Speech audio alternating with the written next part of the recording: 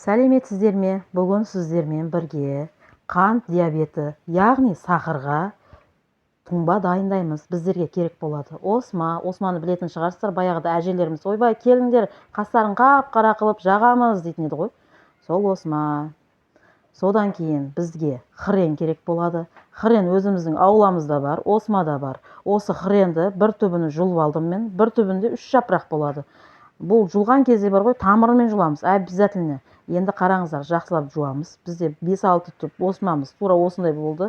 Жуғаннан кейін жақсылап жуып аламыз бұларды, әдемілеп.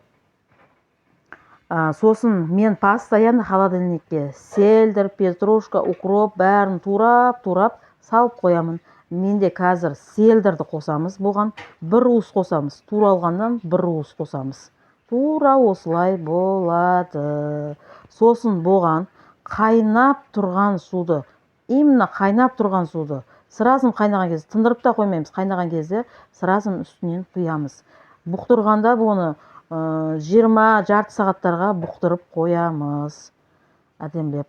Бұл ең керемет хренді мен айта алмайым пайдасыншы. Коронавирустан осы аман қалдырған шығар. Біз семейный осын іштік қой. Иммунитетті көтереді, әртүрлі инфекцияға қарсы тұрады бұл хрен. Сельдер, осма дегенің вообще от. Бұны Google'дан қарасаңыз да болады. Неге пайдалы екен? Қараңыздар, бізге ең керектісі тамыры. Көріп ғой.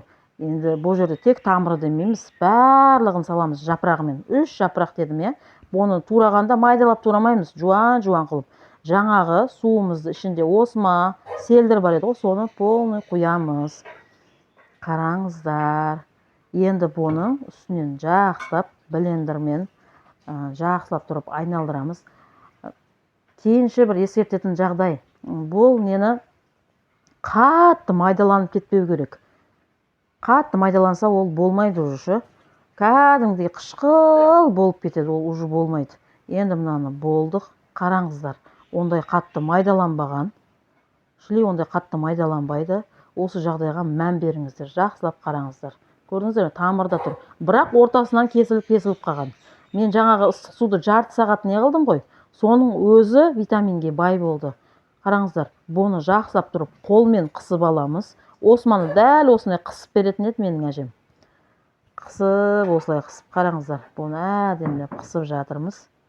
Енді қалғанını ситамен өткіземіз. Қараңыздар, суды қарасаңыздар, суды. Кәдімгі әдемі жасыл тұнба болды ғой мынау. Бұны ішкен кезде бар ғой, қышқыл болады, бірақ әдем болады. Бұны шетін кес, обязательно таңертең. Мен папам азанда намазға тұрады, сол кезде сразу ішіп алатын еді. Сосын дәретін алып намазын бастайтын еді. Бір 2 сағаттан кейін